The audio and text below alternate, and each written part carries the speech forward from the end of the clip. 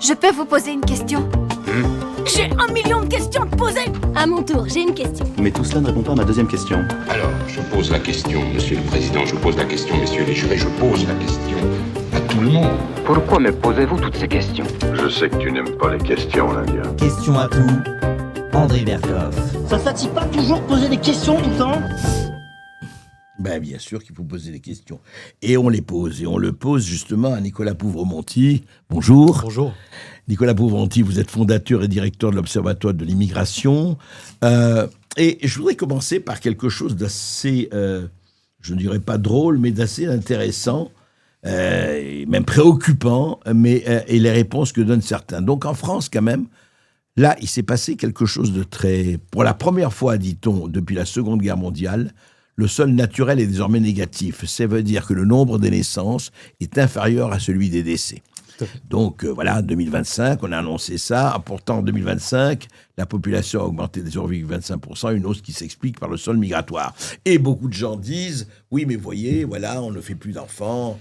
On va pas faire toute l'émission là-dessus, beaucoup de choses à dire, mais quand même, on ne fait plus d'enfants. Donc, heureusement qu'il y a l'émigration et l'immigration pour compenser. Alors d'abord, c'était pour faire les travaux que les Français ne veulent plus faire, hein, ça a été pendant 40 ans. En même temps, je rappelle quand même, et vous le savez, que ce soit François Mitterrand, Jacques Chirac ou Georges Marchais, secrétaire général du Parti communiste français, disaient il y a 45 ans, il faut arrêter l'immigration officielle, légale et l'immigration clandestine. Et le secrétaire général du Parti communiste français, Mitterrand, disait la même chose à un moment donné. Donc, rapidement, 170 000 nouveaux immigrés sont rentrés clandestinement dans les 27 pays de l'Union européenne en 2025. C'est les chiffres de l'agence Frontex, donné Roxane d'Espagne. Un chiffre en baisse de 26%, alors en baisse. Mais l'immigration régulière aurait été divisée en deux. Mais pourtant, en 2024...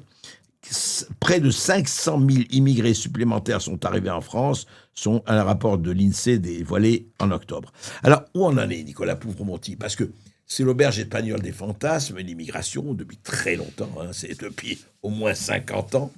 Regroupement familial, je le rappelle, en 1976, ça fait très exactement 50 ans, le regroupement familial. Donc, où en est-on? Écoutez, on en est dans une situation...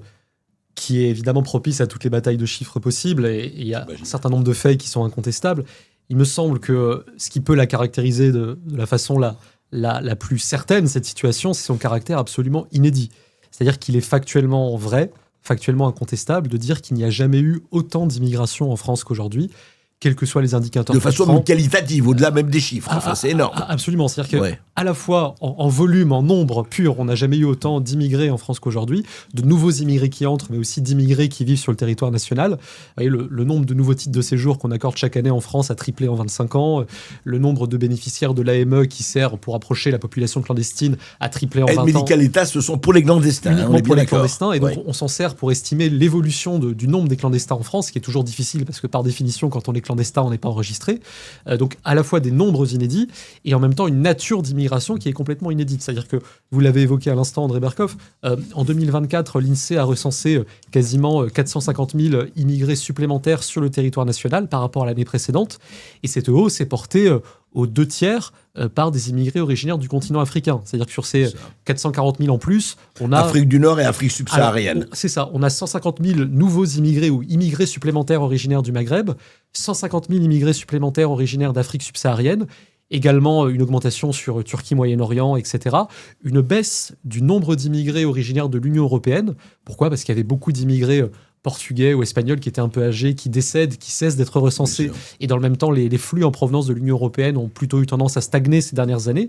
Donc oui, c'est une situation qui est inédite en quantité comme en nature. Et évidemment, ça conduit à ce qu'on peut appeler un fait social total. Cette réalité de l'immigration, aujourd'hui, elle a des répercussions sur à peu près tous les aspects de la vie de la collectivité. Mais alors, Nicolas Pouvremonty, aujourd'hui, par exemple, quand on donne ce chiffre de 475, 500 000, ça fait combien d'années, on peut dire à peu près, que ce chiffre... oui, d'abord, faisons un tout petit peu d'histoire, parce qu'au fond, l'immigration de masse, ce qu'on appelle l'immigration de masse, il y avait l'immigration européenne, et puis l'immigration, disons, extra-européenne, ce qu'on appelle extra-européenne.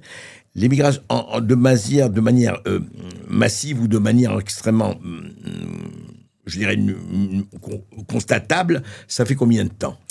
Écoutez, alors, son amorce très initiale date sans doute de la fin des années 50, dans le contexte de ce qu'on appelait les 30 Glorieuses.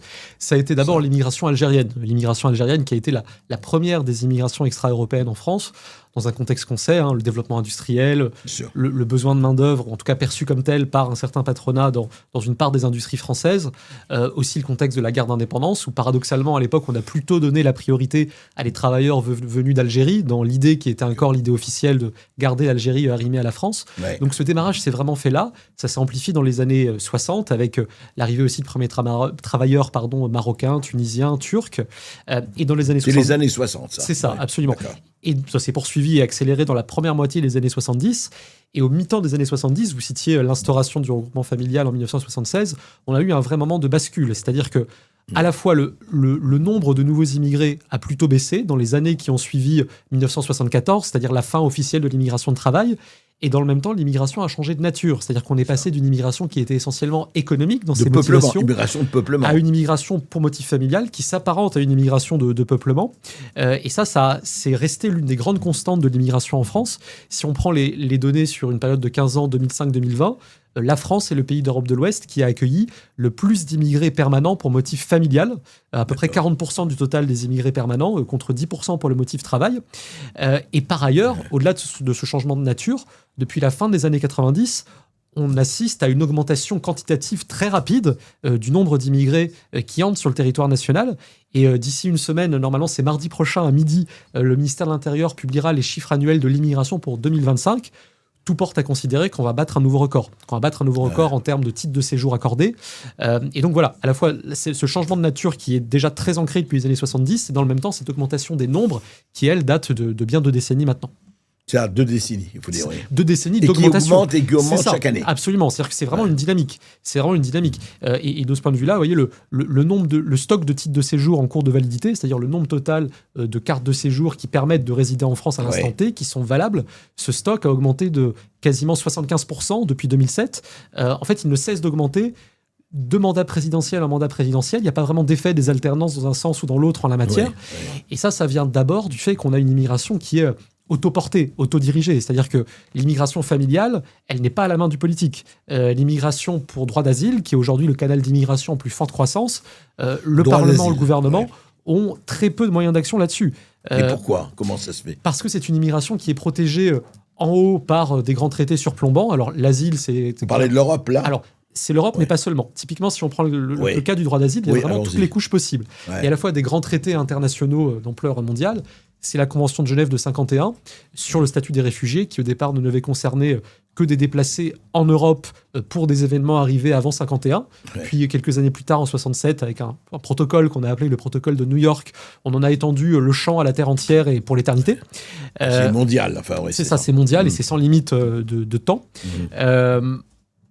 Il y a le droit européen qui a internalisé les dispositions de cette convention et qui en a rajouté une couche, si je puis dire. C'est-à-dire qu'au-delà de la protection prévue par cette convention de Genève, on a inventé ce qu'on appelle la protection subsidiaire au niveau européen, qui est finalement une forme de rattrapage du droit d'asile pour les gens qui ne remplissent pas les critères pour avoir le statut de réfugié, mais auxquels on souhaite quand même donner le droit de rester sur le territoire. Donc ajouter aussi. C'est ça. Ça ajoute. Absolument. Donc en amont, il y a ces grands traités-là, ces grands textes internationaux ou européens. Et en aval, il y a les juges qui interprètent ces traités. En France, c'est essentiellement la Cour nationale du droit d'asile. Vous voyez, si on prend juste l'an dernier, la Cour nationale du droit d'asile a reconnu que l'ensemble des Palestiniens de la bande de Gaza étaient éligibles au statut de réfugiés en France. C'est-à-dire qu'en fait, potentiellement, 1,5 million de Gazaouis peuvent venir en France. C'est ça. Alors, pour l'instant, la difficulté, bien sûr, tout à fait. C'est-à-dire que ça leur ouvre un droit théorique à ce genre de réalité. Pour l'instant, on peut très difficilement quitter la bande de Gaza. Mais si, par exemple, un jour, le gouvernement israélien menait à son terme un projet d'évacuation de la bande de Gaza, les pays voisins ont déjà fait savoir qu'ils ne prendraient pas de Gazaouis. Et donc, il est probable... Oui, tous les pays arabes voisins. C'est ça. Pas et donc, question, il est probable que la charge de leur accueil retombe sur l'Europe humanitaire et notamment sur les pays qui seront les mieux disants. Et ça, c'est au niveau de l'Europe ou au niveau de la France cette convention de droit d'asile dont vous parlez. Oui. Alors, il y a des... traités qui sont communs, mais ensuite il y a des jurisprudences nationales qui D'accord. interprètent de manière un peu différente ces traités. Mais dans le cas français, l'an dernier, il y a eu les Palestiniens de Gaza, mais il y a eu par exemple aussi l'ensemble des femmes de Somalie, auxquelles a été reconnu le droit de demander le statut de réfugié en France. C'est 10 millions de personnes. L'année précédente, c'était toutes les femmes afghanes. On a reconnu on reconnaît ce qu'on appelle des groupes sociaux à risque de persécution qui sont collectivement éligibles à l'asile. L'an dernier toujours. Oui, l'entièreté de la population, en fait, peut-être. Non, mais je veux dire, si on pousse. On s'est essayé en début d'année 2025 à estimer la part de la population mondiale qui remplissait un critère ou l'autre pour avoir le droit d'asile en France. Ouais. Et on est arrivé à 580 millions de personnes, un demi-milliard de personnes à travers la Terre. 580 millions de personnes, oui, qui sont théoriquement, en tout cas, éligibles au droit Bien d'asile. sûr. Et évidemment, ça ne veut pas dire que toutes quitteront leur Bien pays sûr. et que toutes viendront en France, mais ça montre à quel point on est vulnérable, parce que le droit d'asile, dans son état actuel, c'est un droit opposable à l'immigration qui ne connaît aucune limite quantitative Oui, et aucune capacité d'action du politique. Ouais. C'est ça. Et par ailleurs, les juges en charge de l'interprétation de ces traités, au niveau européen, c'est la Cour de justice de l'Union européenne. Chez nous, c'est la Cour nationale du droit d'asile. Ont une interprétation toujours plus large. Rien que l'an dernier, parmi les groupes sociaux devenus éligibles au statut de réfugié, outre ceux qu'on vient déjà de citer, on trouve les enfants congolais accusés de sorcellerie devenus adultes. Un peu plus tôt, depuis 2017, il y a déjà eu les albinos du Nigeria qui sont collectivement éligibles à l'asile en France parce qu'ils sont victimes du même genre de superstition. Toutes les personnes homosexuelles du Guatemala sont devenues éligibles à l'asile en France l'an dernier. Après celles du Congo, du Togo, du Kosovo. Nommément, on dit voilà, c'est telle population, telle population, telle population. C'est ça. Les homosexuels du Guatemala sont un groupe social persécutés en tant que tel et qui sont éligibles au statut de réfugié en France. Et on pourrait multiplier cet inventaire sans fin et un peu baroque, mais ça dénote la logique plus globale de notre système d'immigration, dont le droit d'asile est vraiment un cas extrême, qui est un système hors de contrôle du politique. Oui, c'est-à-dire qu'en fait, c'est ça. C'est drôle. Je dis pas que c'est Frankenstein. C'est-à-dire qu'ils sont dépassés par la logique qu'ils ont eux-mêmes créée. Oui. Il y a un côté le marteau sans maître. Enfin, il y a une très grande inconséquence chez nos responsables politiques, et c'est ce qui a caractérisé la politique, ou plutôt l'absence de politique migratoire depuis au moins les années 70. Et au-delà de ces estimations qui restent théoriques tant qu'elles ne deviennent pas concrètes, ces effets-là, cet état du droit produit des réalités. Si on reste sur l'exemple du droit d'asile, le nombre de bénéficiaires concrets du droit d'asile sur le territoire français a triplé en 10 ans. Il y a environ maintenant 700 000 personnes, 700 000 étrangers. En 10 ans, il a triplé. Il a triplé en 10 ans. 700 000 étrangers bénéficient du droit d'asile sur le territoire français. Donc c'est un peu comme si c'était la troisième ville du pays. 700 000 oui, tout à étrangers. fait, absolument. Donc c'est comme une ville qui serait un peu moins peuplée que Marseille, un peu plus peuplée que Lyon, avec par ailleurs des profils d'immigration dont les enjeux d'intégration sont quand même très marqués. La principale nationalité qui bénéficie de l'asile en France, ce sont les Afghans. Il y a 100 000 Afghans en France. Ensuite viennent les Syriens, les Congolais de la République démocratique du Congo, des citoyens russes, mais qui sont en fait pour la plupart des Tchétchènes. Et donc on mesure toute la difficulté particulière que peut susciter ce type d'immigration. Oui, parce que justement, vous parliez des Tchétchènes, vous parliez d'un certain nombre de gens qui sont... Mais c'est-à-dire que si je comprends bien, si on suit cette logique qui a été imposée, en tout cas proposée, mais qui fonctionne, toute population dans le monde où il y aurait un problème, une guerre, etc., serait éligible, je schématise, mais serait éligible à avoir le droit d'asile en France et en Europe. À partir du moment où elle remplit les critères théoriques des grands traités tels qu'interprétés par nos juges, c'est le cas. Et même quand elle ne les remplit pas, à partir du moment où, par exemple, il y a la guerre dans un pays, la Cour nationale du droit d'asile va très vite considérer que ce pays se trouve dans une situation de violence aveugle de haute intensité, ce sont les termes qu'elle emploie, qui fait que même si les gens n'ont pas les critères pour avoir le statut de réfugié, on va quand même leur accorder une forme ou l'autre du droit d'asile, en l'occurrence la protection subsidiaire.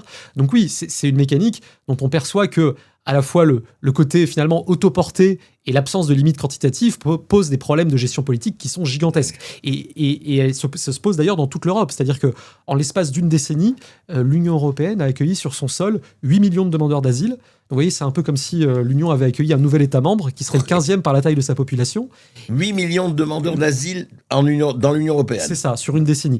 Et c'est un type d'immigration que personne n'a vraiment anticipé, peut-être que personne n'a vraiment voulu, mais qui se présente néanmoins et qui fait peser des pressions de toute nature sur les sociétés d'accueil. Oui, c'est une espèce de mécanique qui s'est mise en marche comme un rouleau compresseur. Et absolument. voilà. Sachant que l'immigration attire l'immigration. C'est-à-dire qu'une fois qu'on a par exemple le statut de réfugié, on a le droit à ce qu'on appelle la réunification familiale. Alors la réunification familiale, c'est comme le regroupement familial, sauf que c'est spécialement pour le droit d'asile, et c'est encore plus généreux. C'est-à-dire qu'il n'y a aucun des critères de logement, de ressources, de durée de résidence qu'on vérifie normalement pour le regroupement familial. Ouais. Donc c'est une immigration en chaîne en vérité. Ah, vous voulez qu'on dire fait. que, attendez, c'est très intéressant, parce qu'il y a le regroupement familial et la réunification familiale qui concerne surtout le droit d'asile. C'est ça, qui ne concerne que les Et qui bénéficiaires. n'a pas besoin d'obéir à un certain nombre de critères Absolument. qui sont réclamés au regroupement familial. Exactement. C'est vraiment un droit absolu.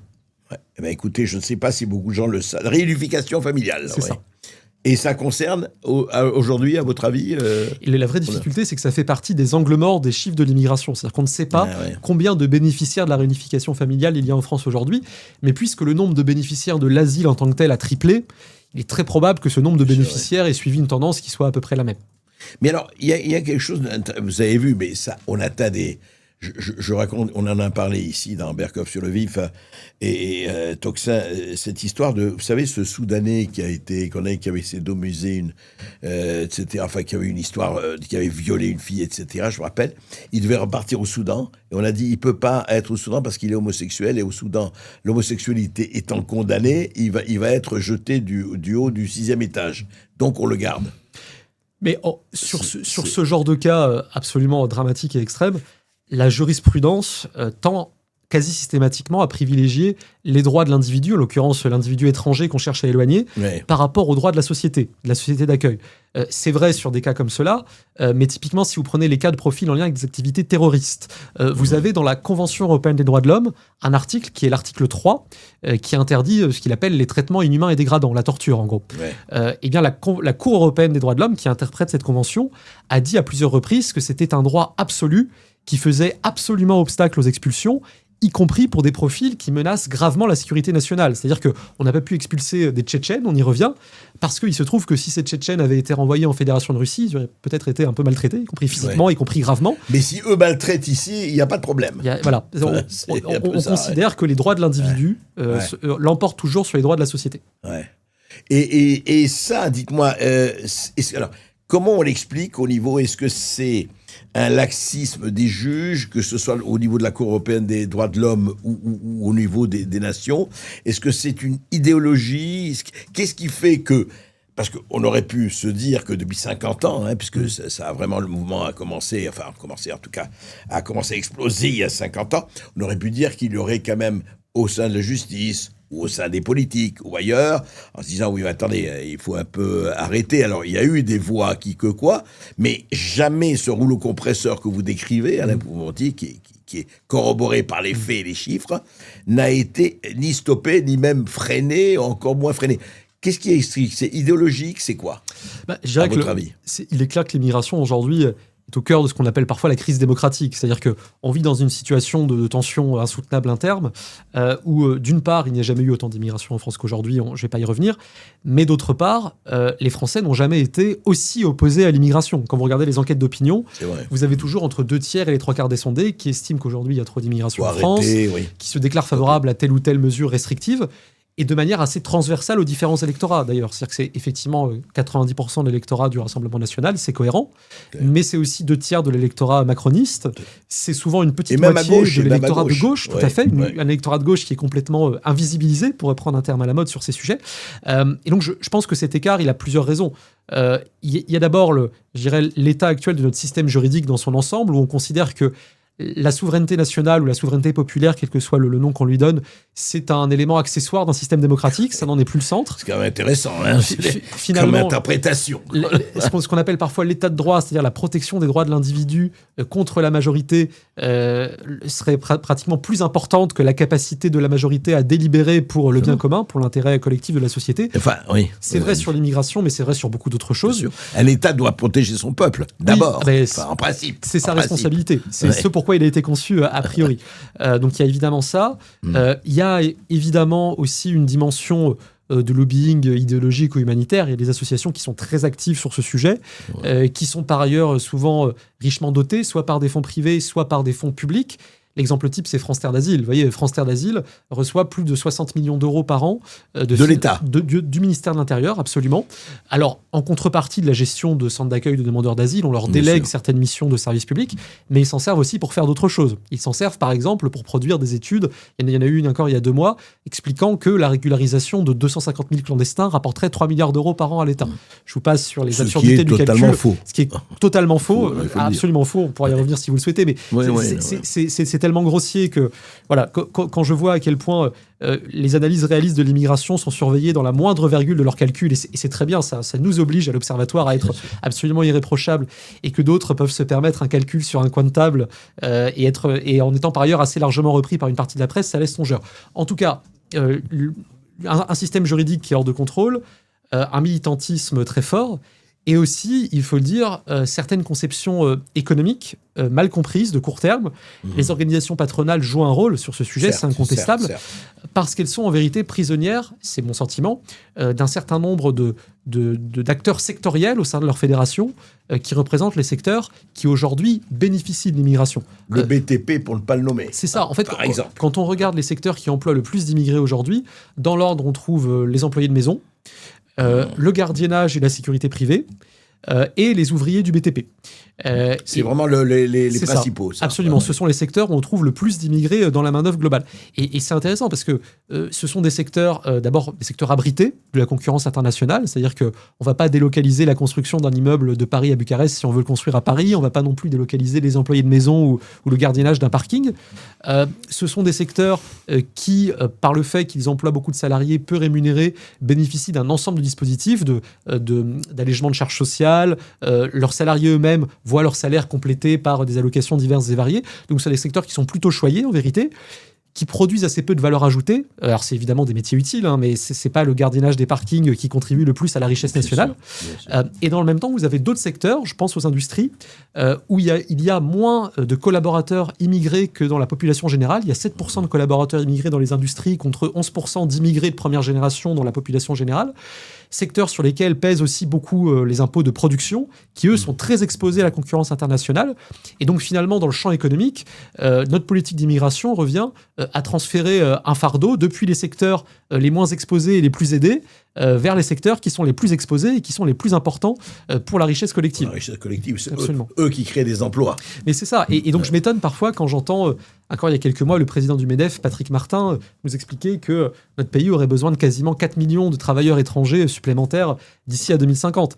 Je m'en étonne à plus d'un titre. D'abord parce qu'il y a aujourd'hui en France 2,5 millions de chômeurs, 2 millions de personnes par ailleurs dans le halo du chômage qui s'y ajoutent, c'est-à-dire qui ne sont pas recensés comme chômeurs, mais qui sont très près du marché du travail et qui ne travaillent pas. ABC et compagnie. Enfin, absolument.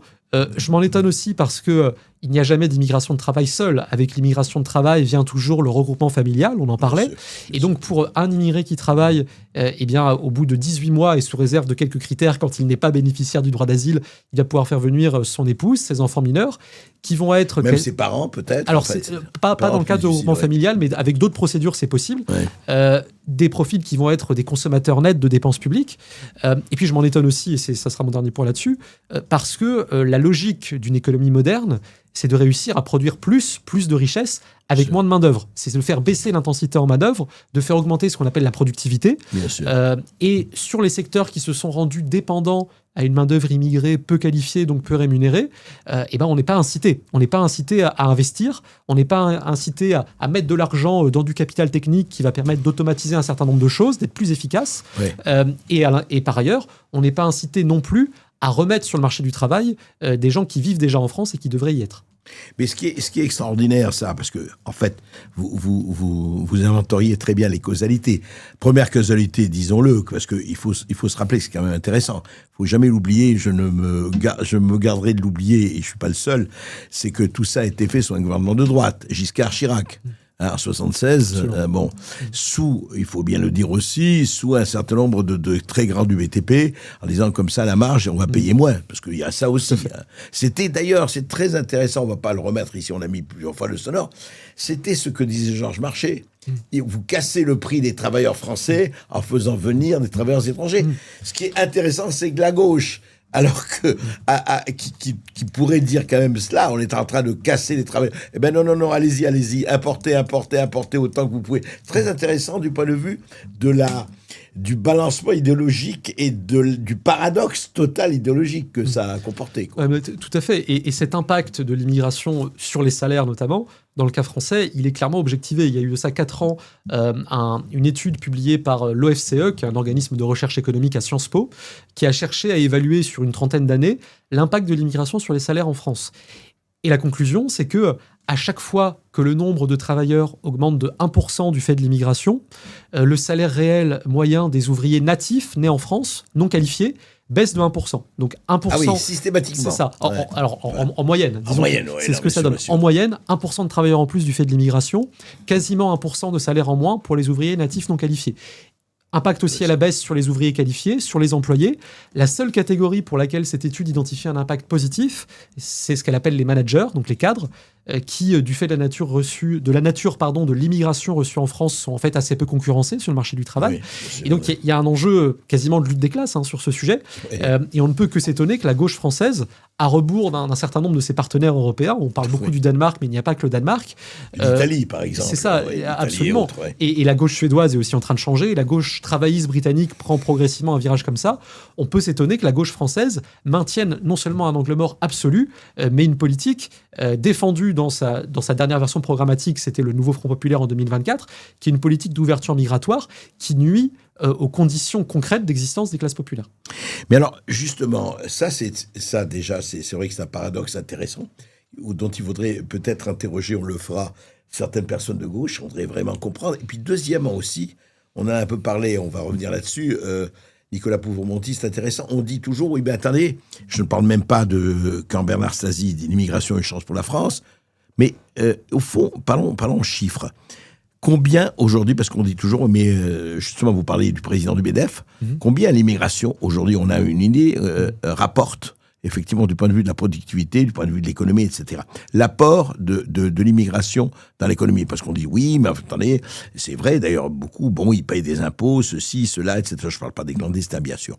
Quel est le rapport aujourd'hui ? Qu'est-ce qu'on peut dire sur l'apport de l'immigration ? Je parle du point de vue économique. Bien sûr. Pour ce qui est du bilan économique ou budgétaire de l'immigration, il y a 2 choses qui me semblent absolument certaines. La première, c'est qu'il n'y a pas une seule bonne estimation à l'euro près. Beaucoup de choses dépendent du périmètre des dépenses ou des recettes qu'on retient. Beaucoup de choses sont affaires de méthodologie, finalement. Donc ça, c'est certain. Et la deuxième chose qui est au moins aussi certaine, c'est qu'aujourd'hui, il ne peut exister aucun scénario sérieux dans lequel on considère que l'immigration telle que nous l'accueillons rapporte au pays. Pourquoi ? Parce que nous avons l'une des immigrations les moins en emploi et les plus pauvres de toute l'Europe. C'est-à-dire que en France. En France, tout à fait. Ouais. On a à peine la moitié, 56%, des étrangers extra-européens en âge de travailler en France qui occupent un emploi. C'est 14 points de moins que les Français et c'est l'un des taux les plus bas dans toute l'Union européenne. On a un taux de pauvreté, c'est-à-dire de pauvreté relative par rapport à la société d'accueil des étrangers extra-européens qui était, selon les dernières données qui étaient 2020, quasiment de 50% en France. 50% d'étrangers extra-européens sous le seuil de pauvreté, 48%. C'était 4 fois plus que les Français. 50%. C'est ça, quasiment 50%, 48%. Et donc, dans une telle situation, on a forcément des profils qui sont, en moyenne, sous-contributeurs et surconsommateurs, alors à la fois des dépenses publiques, notamment des dépenses sociales, mais qui aussi contribuent peu à la création de richesse, et notamment parce qu'ils sont peu en emploi. Et quand ils sont par ailleurs, quand ils sont en emploi, il y a énormément de profils qui ne sont pas ou peu qualifiés. On a 41% des étrangers extra-européens en France en âge de travailler qui n'ont pas de diplôme ou seulement un niveau brevet ou CEP. C'est plus de 20 points supérieur au taux des Français sur cette même catégorie. Et donc, même quand on travaille, ce qui est évidemment tout à fait estimable, mais qu'on est sur un emploi peu qualifié, donc peu rémunéré, on a en fait toutes les chances de consommer plus de dépenses publiques qu'on y contribue. Et donc, dans ce cadre-là, nous, on s'est évidemment essayé à quantifier l'impact de l'immigration sur l'économie française. On a pu estimer que l'impact du plus faible taux d'emploi des immigrés et des descendants d'immigrés de deuxième génération représente un manque à gagner pour l'économie française de l'ordre de 3,4% du PIB, c'est environ 100 milliards d'euros par an, et un manque à gagner budgétaire, donc pour les finances de l'État ou de la sécurité sociale, qui est quelque part entre 40 et 45 milliards d'euros. Et c'est évidemment gigantesque, parce que 40 ou 45 milliards d'euros, c'est plus que le budget du ministère de l'Intérieur, c'est un tiers des recettes de l'impôt sur le revenu. sur la question de nos finances publiques... Vous voulez dire ça, c'est le manque à gagner. Enfin, ce serait le manque à gagner, ça. C'est ça, c'est le manque à gagner créé par le fait que les immigrés et leurs descendants, donc sur 2 générations, absolument, sont moins en emploi que le reste de la population. Sur cet enjeu-là, des finances publiques, comme sur beaucoup d'autres sujets, l'éducation, la santé, le logement, l'immigration ne crée pas à elle seule les difficultés de l'économie française ou des finances publiques françaises, mais dans sa forme actuelle, elle les aggrave à peu près toutes. Et elle les aggrave par le type de pression qu'on vient d'évoquer. Mais alors, dites-moi, là, c'est intéressant parce que là, vous donnez des chiffres, vous donnez des choses très, très précises. Cette espèce d'ambiguïté-là, même pas d'ambiguïté, cette espèce d'obstacle qui est là, au fond, je pense que plusieurs personnes, enfin, je veux dire, dans l'agent politique, et comment vous expliquez, est-ce que c'est vraiment, alors, soyons clairs, ils ont eu le goût du luxe, comment un Patrick Martin, c'est ça Patrick Martin. Patrick Martin. Comment un Patrick Martin, aujourd'hui, au bout de 50 ans, continue à dire il nous faut... comment vous expliquez qu'à gauche comme à droite, ou enfin au vœu, certains, est-ce que c'est pour disant oui, mais vous savez, vous êtes très gentil, cher Nicolas Pouvron-Monty, mais nous, nos marges, comme ça marche bien, et il faut continuer à importer des travailleurs qu'on sous-payera, je schématise, mais à peine, et puis quand même nos marges, ce qui est important, c'est que nos marges demeurent. Est-ce que c'est ça quelque part l'idéologie, franchement? Clairement, c'est ce qui meut le type de prise de position comme celle du président du MEDEF. Je pense que c'est vraiment très mal avisé, y compris du point de vue de l'intérêt économique des entreprises que Patrick Martin est censé représenter. Parce que le bilan fiscal de l'immigration, qui est celui qu'on vient de décrire, il est toujours payé par quelqu'un. Et il est payé d'abord et avant tout par les gens qui payent des impôts, et les entrepreneurs payent des impôts. Donc en vérité, même si ça peut être pratique d'avoir un plongeur bangladais qu'on exploite plus ou moins dans une cuisine en le payant très mal, il n'en demeure pas moins qu'à la fin, on aura l'addition sur sa feuille d'impôt. Et on l'aura structurellement sur plusieurs années, sur plusieurs décennies, en ayant par ailleurs dégradé l'état global des finances publiques et de l'économie française. Donc il y a clairement cet effet-là. Et je pense que sur des profils aussi comme ceux-là, on retrouve l'élément quasiment de lutte des classes qu'on évoquait précédemment. C'est-à-dire que... Au-delà du coût pour les finances publiques, l'effet de saturation créé sur l'éducation, sur le logement, sur le système de santé, il est d'abord ressenti en France par les classes populaires et les classes moyennes. Si on prend le cas du logement, l'effet de saturation du logement social créé par l'immigration, clairement, il n'est pas ressenti par Patrick Martin. Il n'en demeure pas moins que les immigrés en France vivent 3 fois plus souvent en logement social que les personnes sans ascendance migratoire. Sur la question de l'éducation, typiquement, les enfants des immigrés en France se concentrent largement dans ce qu'on appelle les réseaux d'éducation prioritaire, les REP, les anciennes ZEP. On a environ 40% des enfants de parents immigrés maghrébins qui sont dans l'éducation prioritaire, quasiment 60% chez les enfants d'immigrés d'Afrique subsaharienne. Il est évident que les enfants de Patrick Martin ne sont pas non plus scolarisés en éducation prioritaire.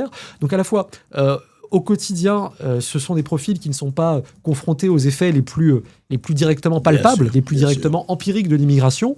Et par ailleurs, sur le long terme, ils me semblent prisonniers d'une vision qui va à l'encontre de leur propre intérêt, aussi égoïste soit-il. Alors parlons un peu, parce qu'il y a autre chose qu'une dimension. Oui, d'ailleurs on le ressent, juste un mot, vous le savez mieux que moi, c'est par exemple les hôtels, enfin le nombre d'hôtels occupés. Et on voit ça en Angleterre, c'est hallucinant, mais en France aussi, par un certain nombre de migrants, etc., pendant que des gens, des SDF, dorment dans la rue. Enfin, j'exagère, mais à peine, et que je rappelle qu'un certain président de la République disait, en 2017, dans un an, il n'y aura plus un seul SDF dans la rue, etc. Bon. Mais je voudrais qu'on parle maintenant des clandestins. Je veux dire, de la ME, de tout cela. Qu'est-ce que ça représente? Est-ce qu'on a une idée? Alors, évidemment, par essence, on ne peut pas le chiffrer exactement. Un clandestin est un clandestin. Mais qu'est-ce que ça représente aujourd'hui dans cet univers, l'immigration clandestine? Bien sûr. Avant de venir sur les clandestins, vous avez évidemment raison, André Berkoff, de parler de l'hébergement, des nuitées hôtelières qui symbolisent finalement cet hébergement de l'immigration. En France, plus encore qu'au Royaume-Uni, on a un facteur d'attractivité particulier sur ce sujet. Pourquoi ? Parce que nous sommes l'un des seuls, si ce n'est le seul pays en Europe, à avoir inscrit dans son droit un principe d'hébergement inconditionnel des personnes. Donc inconditionnel, ça veut notamment dire... Ça veut dire quoi, hébergement inconditionnel ? Ça veut dire qu'elles soient en situation régulière ou non, elles ont droit... Quelle qu'elle soit, légalement ou illégalement. Légalement ou illégalement, absolument.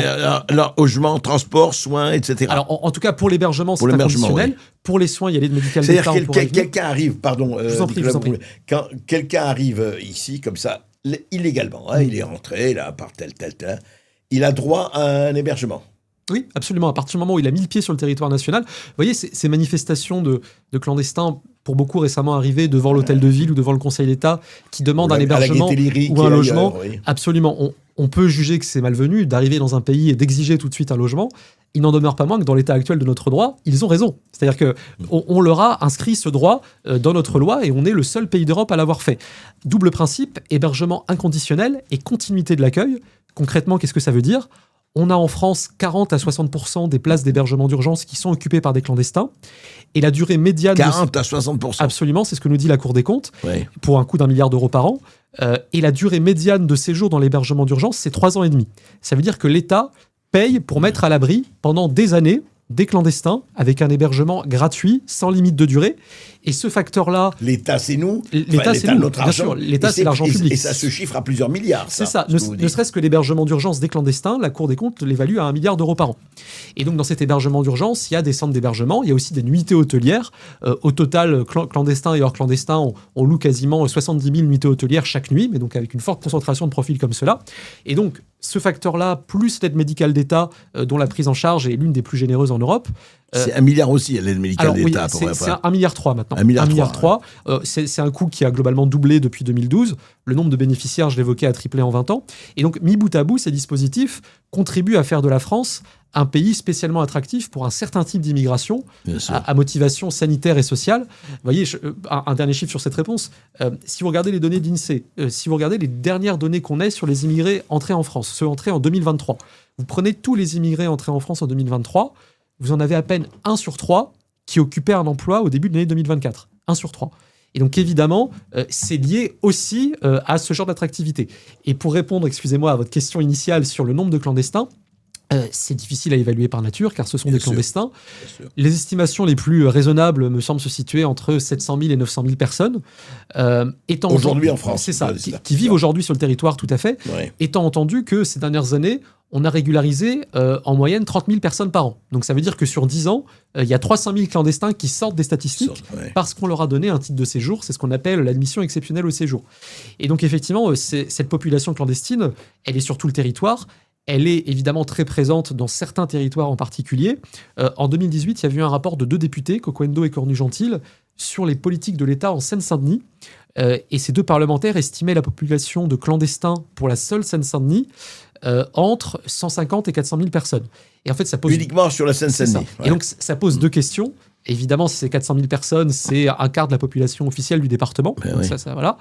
Mais la deuxième question, beaucoup plus certaine, au-delà de ces incertitudes sur la fourchette, c'est précisément la fourchette elle-même. C'est-à-dire que l'État ne sait pas si 250 000 clandestins se trouvent ou ne se trouvent pas dans un département qui est directement limitrophe de Paris. On ne parle pas de Mayotte, on parle vraiment de la Seine-Saint-Denis au bout du métro. Et donc, ça pose beaucoup de questions.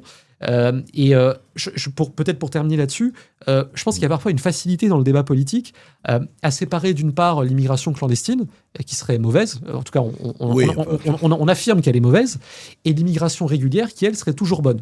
En vérité, les deux sont entremêlés. C'est-à-dire que dans le parcours d'un immigré... C'est le même mécanisme. C'est ça, mais bien sûr. Et un même immigré peut passer plusieurs fois dans son parcours migratoire d'un statut à l'autre. L'exemple type, j'y reviens, c'est le demandeur d'asile. Il va entrer en France de façon irrégulière, la plupart du temps.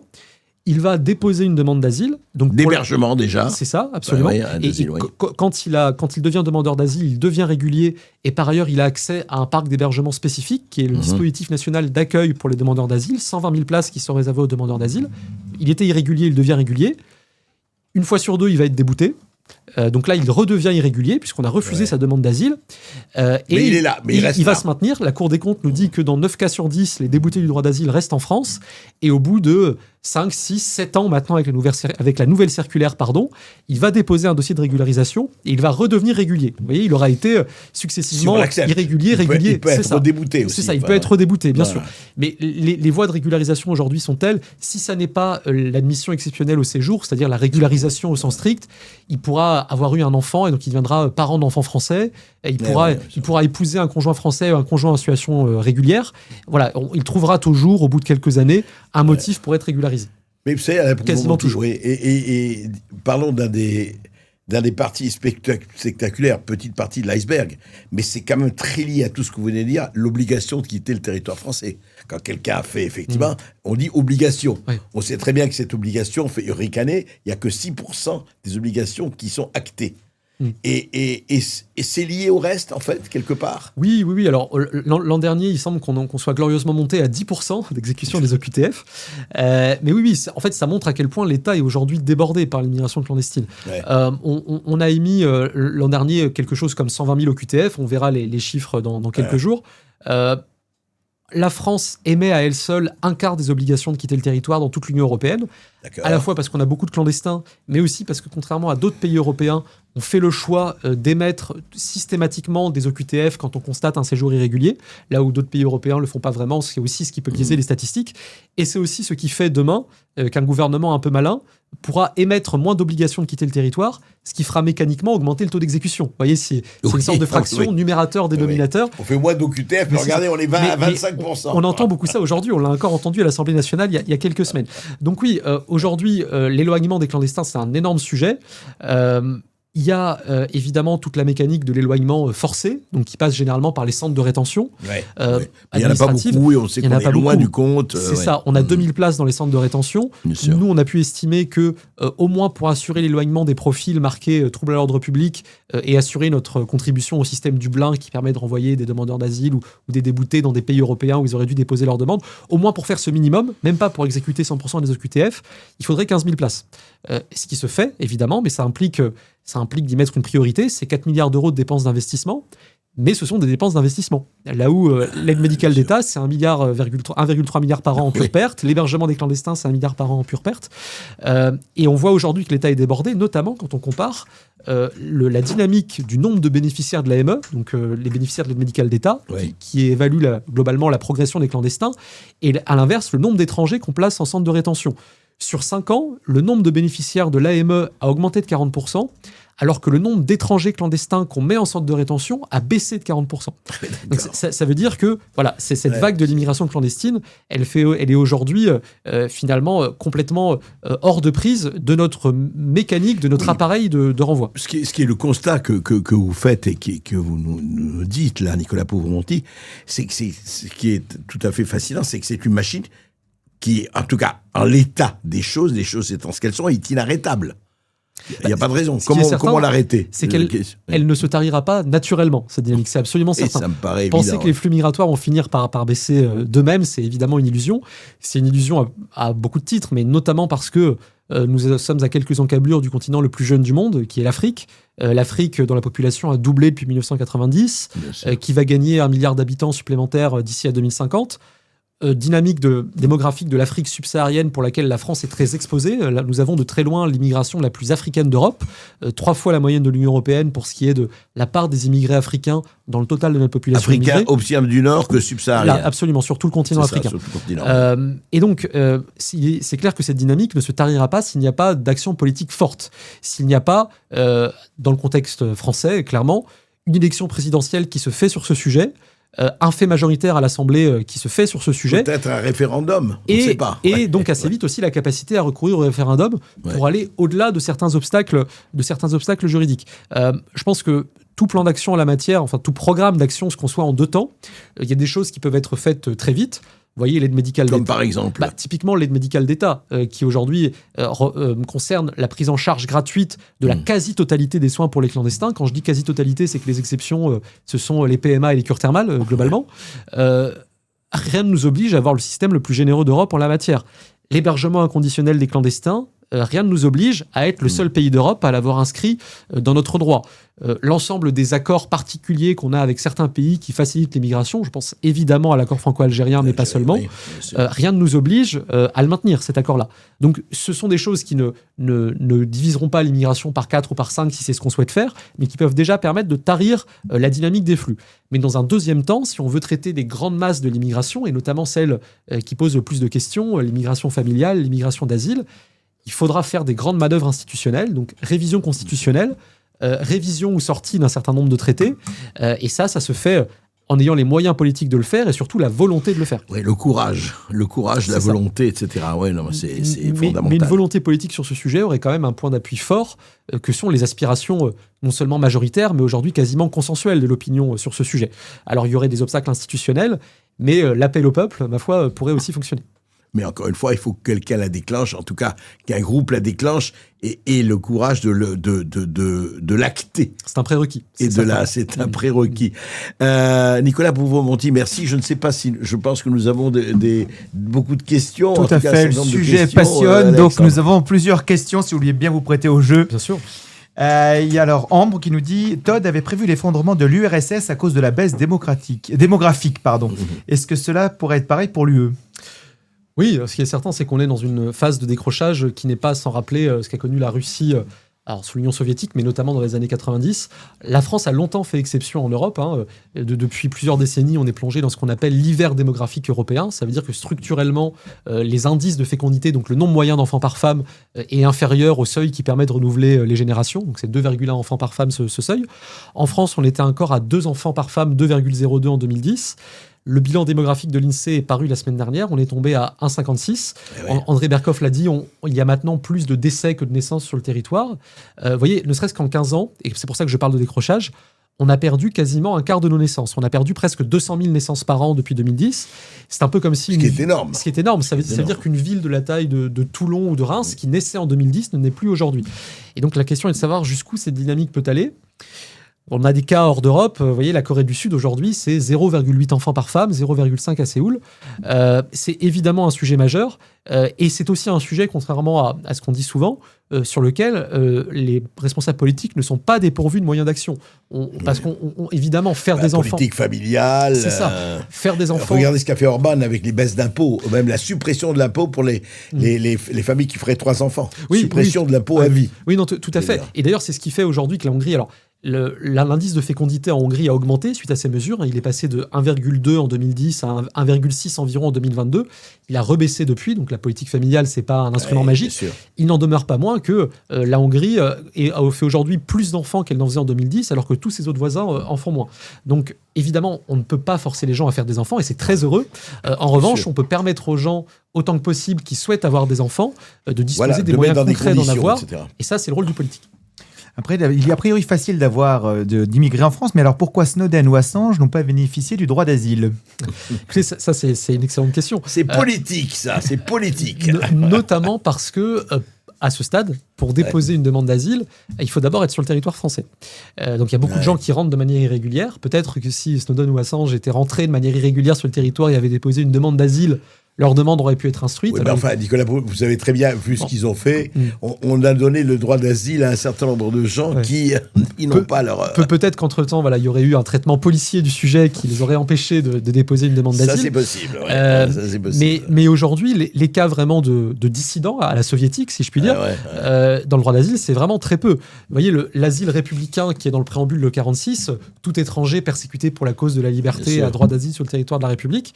En 2024, selon l'OFPRA, ça a été la base pour l'octroi de littéralement 2 statuts d'asile. C'est-à-dire qu'il y a que 2 personnes qui ont obtenu l'asile sur cette base-là. Des gens qui méritaient d'abord parce qu'ils sont effectivement persécutés et même craignent pour leur vie. En tout cas, sur cet asile constitutionnel, c'était 2 personnes. Il y a eu par ailleurs un peu plus de réfugiés politiques sur le fondement de la Convention de Genève. Il n'y a pas eu que 2 réfugiés politiques.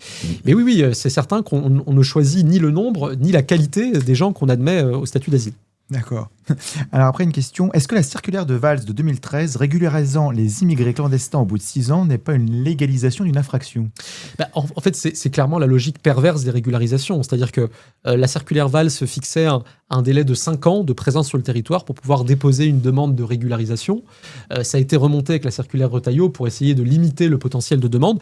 Et ça a plutôt réussi. C'est-à-dire qu'on va sans doute finir l'année à 20 000 régularisations au lieu de 30 000, ce qui ne changera pas la dynamique globale de l'immigration qui va être à la hausse.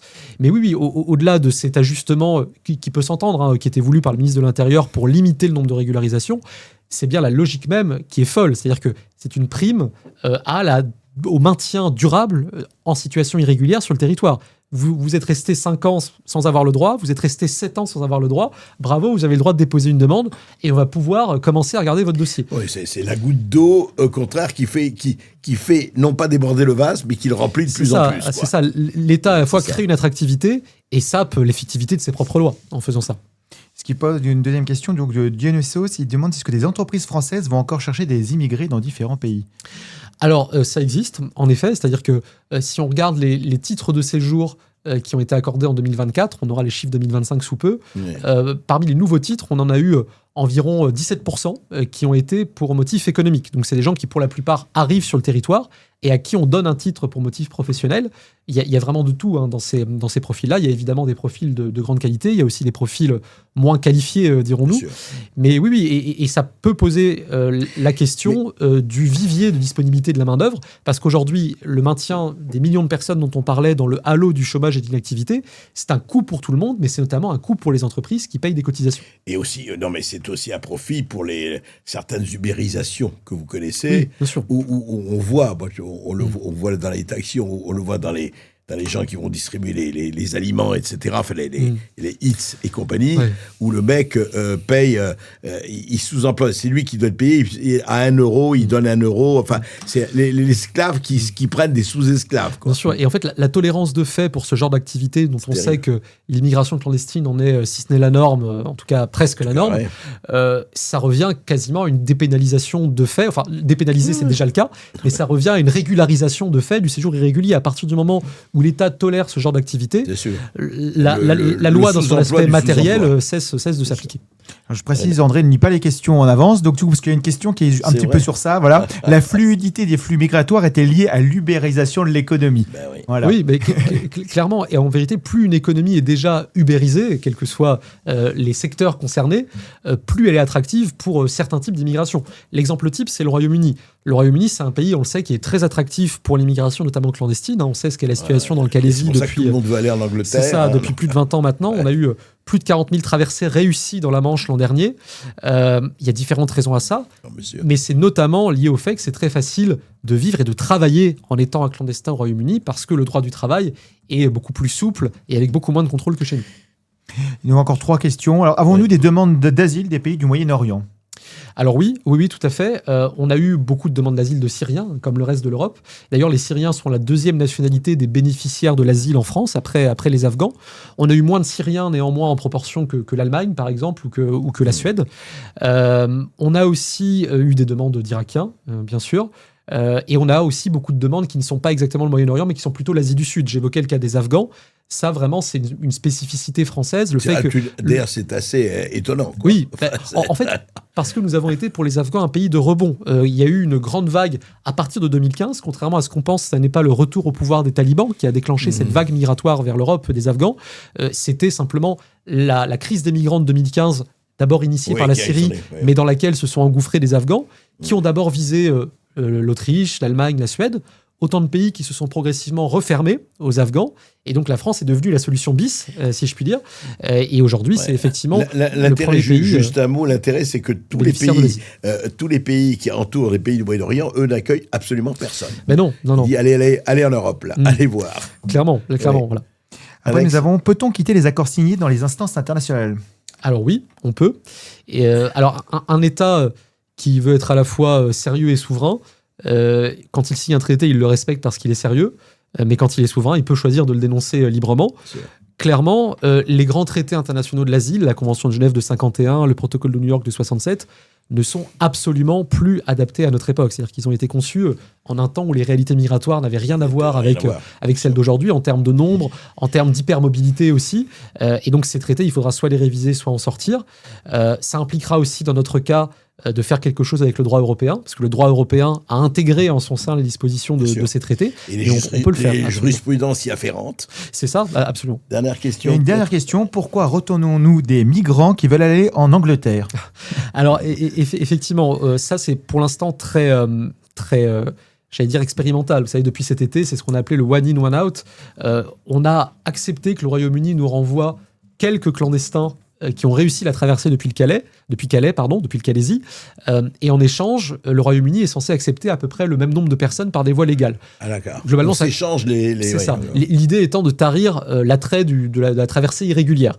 Globalement, ça n'a pas concerné grand monde. On doit être à 200 personnes qu'on a repris et le Royaume-Uni a admis environ 160 personnes. Donc, vous voyez que c'est très marginal. Mais effectivement, se pose la question de pourquoi on empêche ces clandestins de passer vers le Royaume-Uni.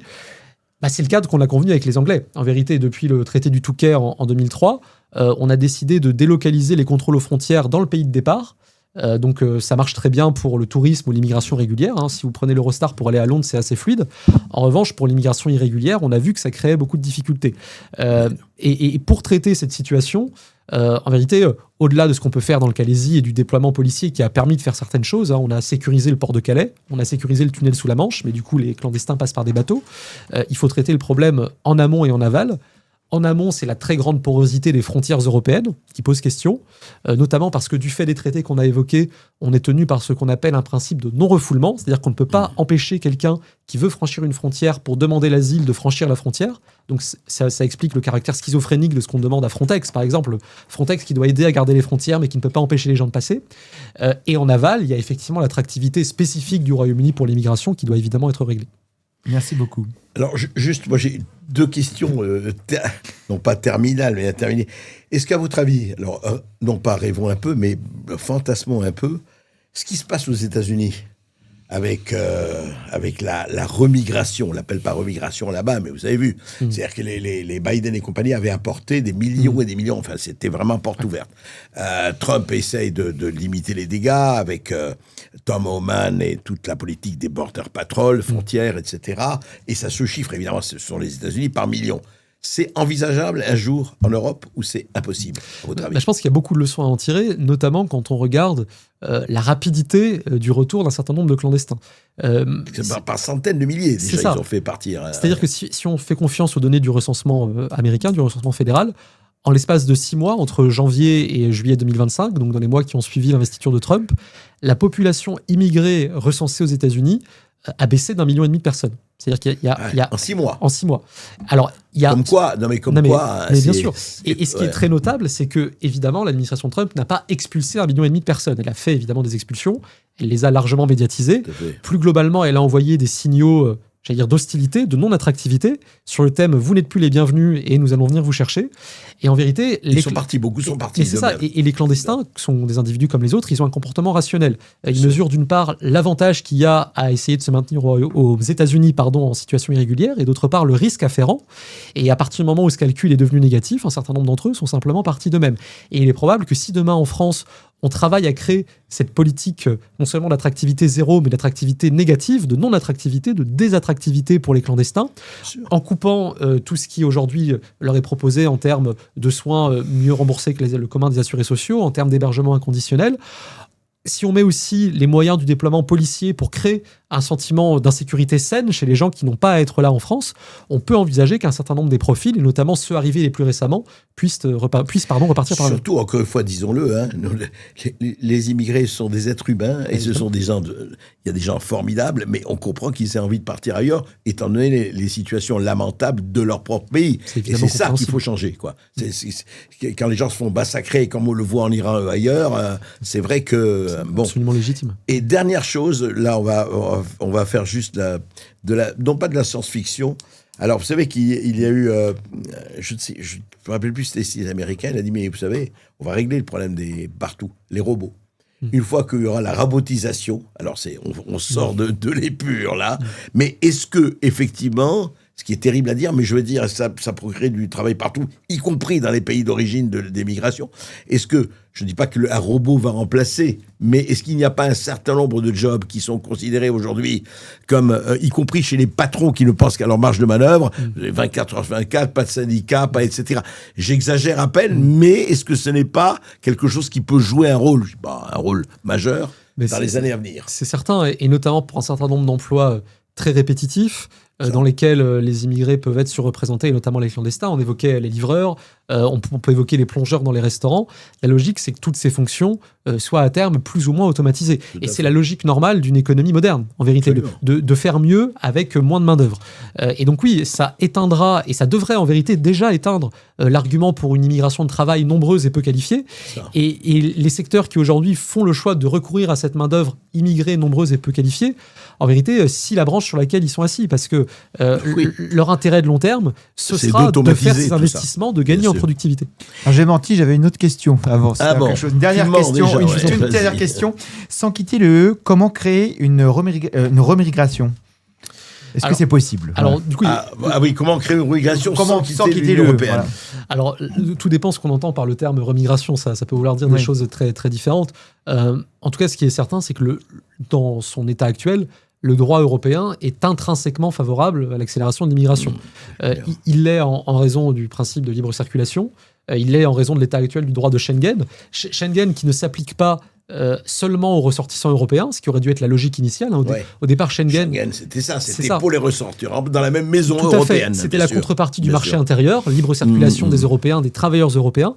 Aujourd'hui, ça implique l'absence totale de contrôle aux frontières, y compris pour les ressortissants extra-européens, y compris pour des clandestins. C'est ce qui fait que c'est aussi simple de débarquer en Grèce et d'arriver à Calais, parce qu'en vérité, en théorie, il n'y a plus de contrôle entre là, la pour Grèce et arriver Calais. quelque part, c'est toute l'Europe est ouverte. Absolument. Absolument. On pourrait dire la même chose de la jurisprudence européenne sur l'asile, etc. Donc, il faut voir s'il ne faut pas sortir de l'Union européenne. C'est that is the question. C'est ça. En fait, il y a beaucoup de choses qui peuvent être faites dès maintenant sans changer les traités européens. J'y reviens. L'AME, c'est pas l'Europe. L'hébergement d'urgence, c'est pas l'Europe. Mais effectivement, sur un certain nombre de sujets, à minima, il faudra envisager de négocier ce qu'on appelle un opt-out, c'est-à-dire le fait de ne pas appliquer un certain nombre de mesures du droit européen sur ce sujet. C'est ce que fait le Danemark, par exemple. Le Danemark a un opt-out sur ce qu'on appelle l'espace de sécurité et de justice, qui lui permet de ne pas appliquer certaines mesures liées à l'immigration, par exemple, et ça contribue au fait qu'ils aient pu prendre des mesures parmi les plus restrictives d'Europe sur ce sujet. Dernière question. Parlez-nous un peu de l'Observatoire de l'immigration. Comment il a été créé? Qu'est-ce que ça vient d'où? Expliquez-nous. Ça fait combien de temps? Ça vient d'où? Bien écoutez, l'Observatoire de l'immigration et de la démographie, il a été créé il y a 5 ans maintenant. Et on était une équipe de 6 cofondateurs, une moitié de hauts fonctionnaires et une moitié de cadres du privé. Il est subventionné? Alors, c'est un observatoire complètement indépendant qui touche 0 € de subvention publique, donc qui est financé librement par les citoyens. On était, et là je parle donc collectivement les cofondateurs, à la fois évidemment préoccupés par la question de l'immigration et son impact sur notre société, mais aussi un peu atterrés par l'état du débat public sur ce sujet, où en vérité régnait une sorte de rassurisme, un rassurisme officiel dans les citadelles universitaires, dans certains médias, qui visait absolument à convaincre les Français qu'ils ne voyaient pas ce qu'ils voyaient. Et donc on a estimé qu'il y avait une place à prendre utilement, à la fois pour donner aux Français les moyens de dire ce qu'ils voient, mais aussi pour parler directement dans les médias à nos responsables politiques et faire connaître les faits sur cette situation dont on ne dira jamais assez, qu'elle est sans précédent. On va consulter sur quel site? Alors, vous pouvez nous retrouver sur le site observatoire-immigration.fr. Observatoire-immigration.fr. C'est ça, absolument. Également sur les réseaux sociaux, X, Facebook, Instagram, etc. Et puis évidemment sur un certain nombre de canaux. Et je vous remercie à nouveau pour votre invitation. Nicolas Pouvron-Monti, merci à vous. Merci à vous, c'était un plaisir.